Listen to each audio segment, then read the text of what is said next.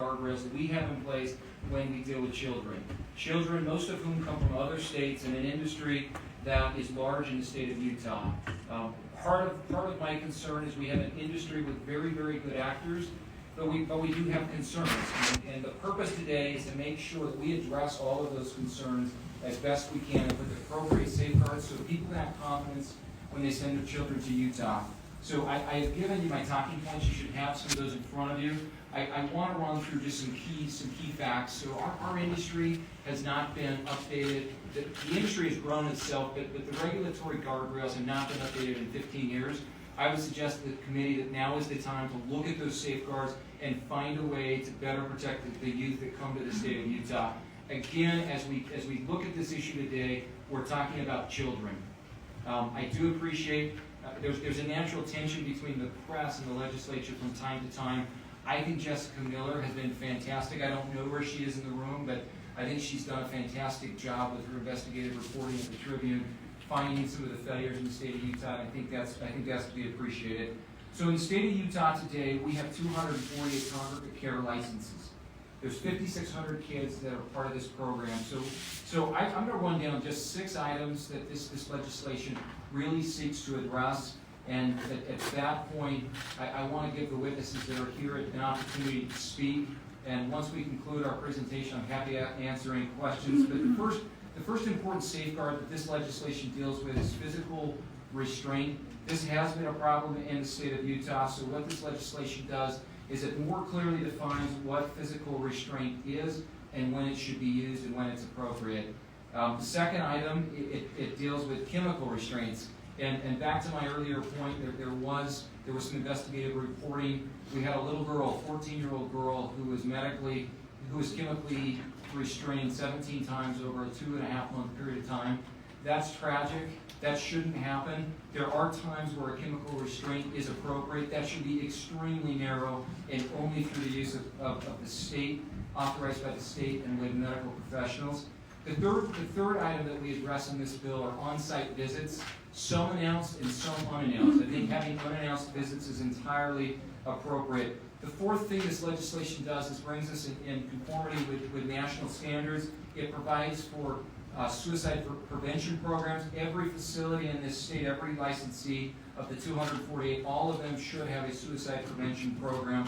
That's important. The fifth item is a non-discrimination policy. This legislation calls out the need for a non-discrimination policy. Again, 248 facilities, all 248 licenses should, and when I say facilities, licenses, all those licensees should have that in place. The last item on my list of 6 is publicly posting a complaint process in the residences. We need to make sure that if there is a problem, the process to resolve that is clear to the public, it's clear to the kids that are there. So let me give you some recent examples in lines of the bill that have been problematic. Line 892 deals with restricting peer restraint. Some of the investigations that, as I've met with the state of Utah, we've had problems where the system has allowed kids to restrain each other while the facilities look past that, and that's been allowed. That's not going to be allowed. We need to be very, very careful there. Line 881, cruel and unusual punishment, treatment, or practices. We cannot use treatment as a way to humiliate children in these programs. We make that very clear in the legislation. Lines 412 through 414 requires reporting of all physical intervention.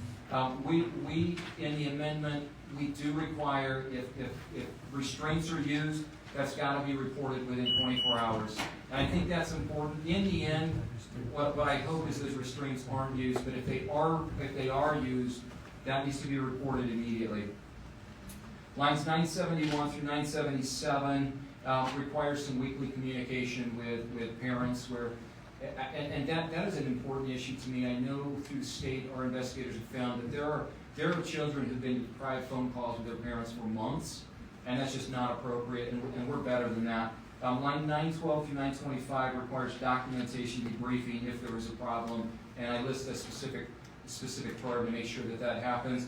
With that, again, as I welcome Ms. Hilton up here, I just remind the committee that we're here with legislation to help an industry that deals with children. I appreciate her being here today. This is deeply personal. With that, I would welcome up our first witness. And just to be clear, this is part of your presentation. Yes, thank you.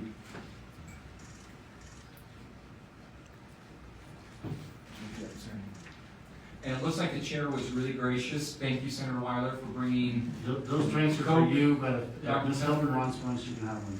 It's got you covered.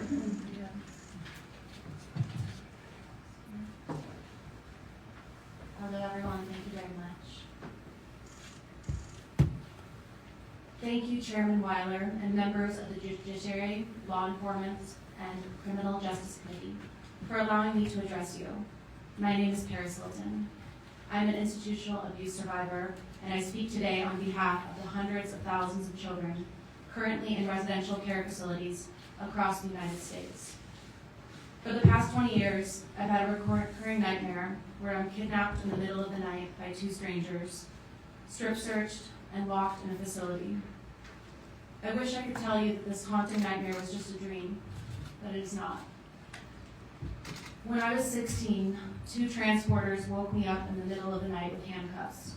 They asked me if I wanted to go the easy way or the hard way.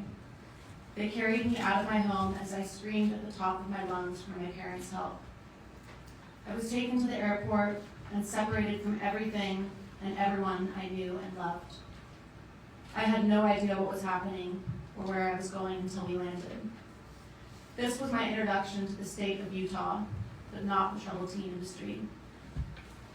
I had attended 3 other facilities, Sea-Doo and Cascade in California, and Ascent Wilderness Program in Idaho.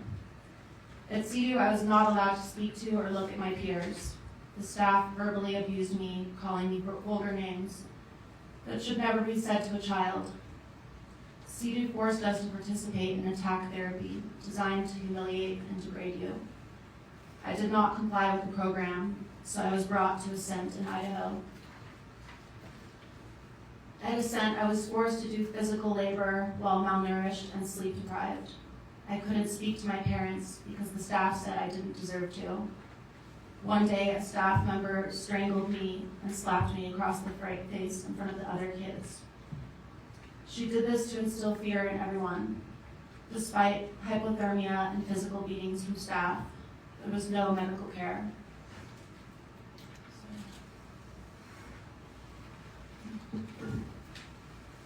Next, I was sent to Cascade. I received no education or therapy there. I feared daily for my well-being, but I would not let them break my spirit. Provo Canyon School was my final stop. I was given clothes with the number on the tag. I was no longer Paris. I was only number 127. I was verbally, mentally, and physically abused on a daily basis. I was cut off from the outside world and stripped of all of my human rights. I was not allowed to be myself, hold my own opinions, or even speak. Without a diagnosis, I was forced to consume medication that made me feel numb and exhausted. I didn't breathe fresh air or see the sunlight for 11 months. There was zero privacy. Every time I would use the bathroom or take a shower, it was monitored. At 16 years old, as a child, I felt their piercing eyes staring at my naked body.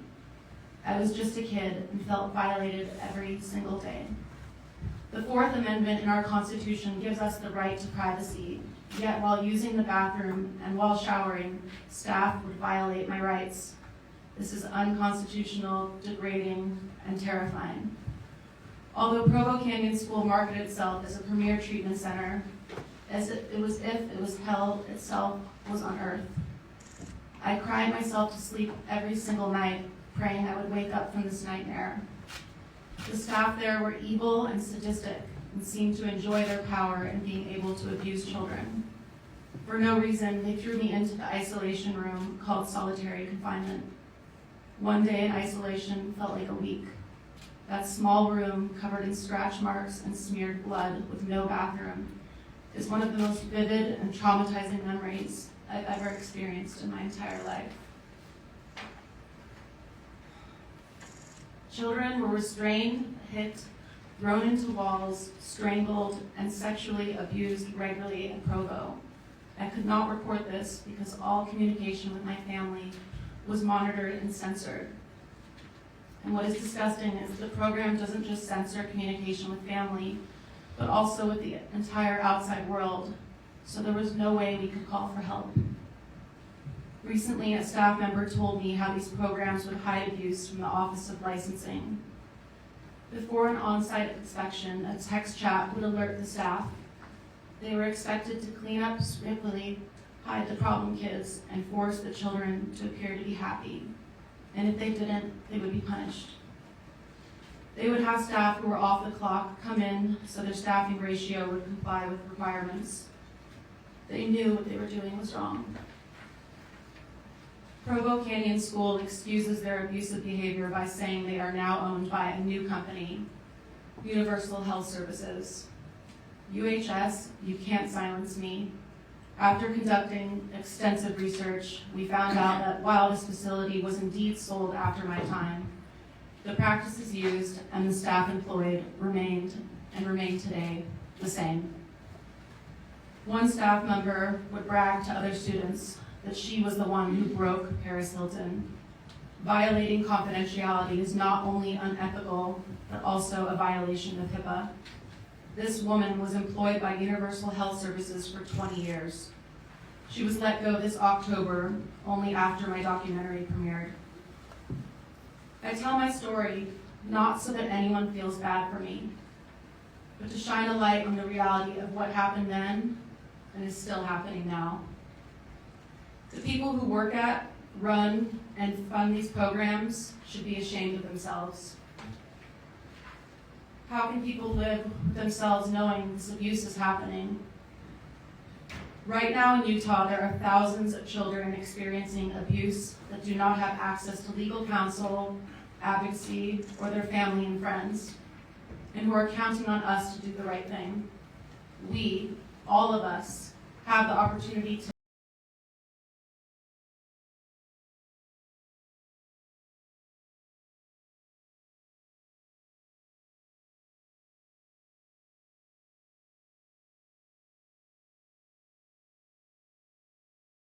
Vice President Harris and President Biden, and everyone listening to my voice today to denounce child abuse. Utah has the highest percentage in the nation of children sent here from foster care. The juvenile justice system and Department of Special Education, they deserve to have proper treatment that is evidence-based and administered by trained staff and not leave with more issues than they came in with. Children are our future. No child deserves to be tortured and traumatized. Last April, a child in Michigan, Cornelius Fredericks, threw a piece of bread and as a result was violently restrained by numerous staff and died. How many more kids need to die for progress to be made? One thing is clear. Youth in residential care are not protected by Utah's current laws. Imagine it being your child who's being subjected to physical, mental, psychological, and emotional abuse on a daily basis, or your child was left in a facility 67 days longer than medically necessary, even after a judge ordered his release. Or your child with intellectual disabilities who was forcibly injected with Haldol 17 times and restrained nearly 30 times in a 3-month period last year. This is a true story. It breaks my heart that this child told her case manager that she thought she would die in the facility after suffering such a severe beating in her sleep that she required facial x-rays and couldn't eat. These are just 2 out of millions of stories. These institutions have been preying on vulnerable children and parents for the past 70 years. That is generations of survivors who have had no recourse and no advocacy and have to live with that pain for their entire lives. Since my documentary premiered in September, survivors are finally sharing what they've experienced with the world. Children in these facilities have been even finding ways to reach out to Breaking Code Silence for help, despite being dismissed, discouraged, and threatened into silence. We must empower these children. We must listen, and we must respond accordingly.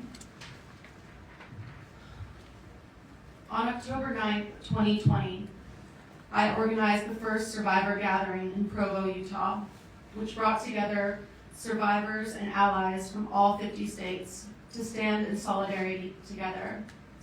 This was one of the most empowering days of my life. I finally felt less alone. Since then, I've dedicated my platform and my purpose to ensuring that no more children suffer at the hands of these systematically abusive institutions. And I will not stop fighting until this change happens. I'm going to be honest. Talking about something so personal was and is still terrifying. But I cannot go to sleep at night knowing that there are children that are enduring the same abuse that I and so many others went through, and neither should you. I am proof that money doesn't protect against abuse. Just because a program charges high tuition or has a prestigious name doesn't mean it's high quality. The state of Utah must monitor the companies that are taking exorbitant amounts of money from desperate people and taxpayers. People are profiting off the abuse of children. This is not right. It's so wrong. Children are our future, and for this to be allowed is despicable.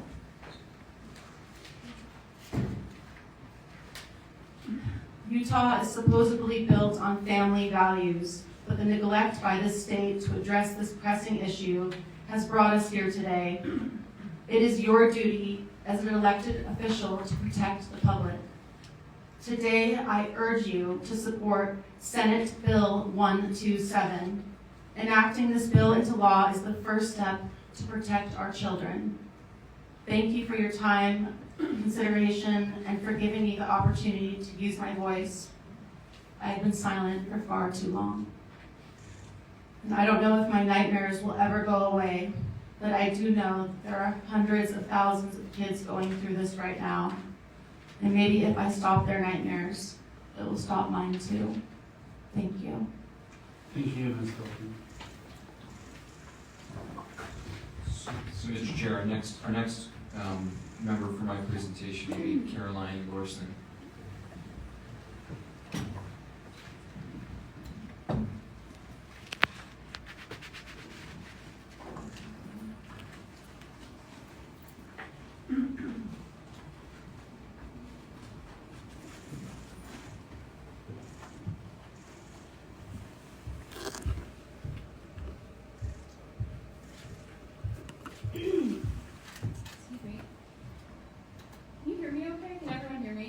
Good volume? Okay, yes. Wonderful. Thank you, Chairman Weiler, and all of the members of the committee for having us here today. We are beyond grateful that you have chosen to address this very serious issue. My name is Caroline Morrison, and I am a survivor of the troubled teen industry. I am also the Senior Government Relations Coordinator for the Breaking Code Silence group. We are a grassroots movement of survivors from the troubled teen industry. Most of us experienced the TTI, as we call it, troubled teen industry, about 15 to 20 years ago. And after a while of sharing our experiences and talking about the wrongs that have been done, we decided to coordinate and collaborate to make a difference. And I